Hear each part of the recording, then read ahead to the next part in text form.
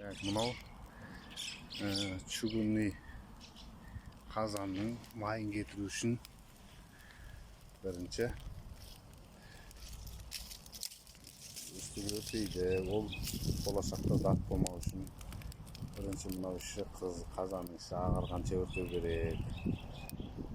Соны өртеп жатырмыз. Ағарғаннан кейін тұзбен тағы қыздырамыз, қайнатып. Одан кейін сумаймен қайнатамыз 3 жүз. Мұның өзіне бір күн уақыт кетеді.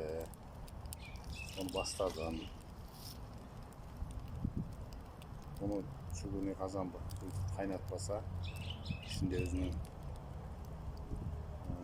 заводтан шыққан май болады. Сол май кетпейінше бұл дат боса береді. Сондықтан соны майын кетіру үшін қыздырамыз астына от жағып.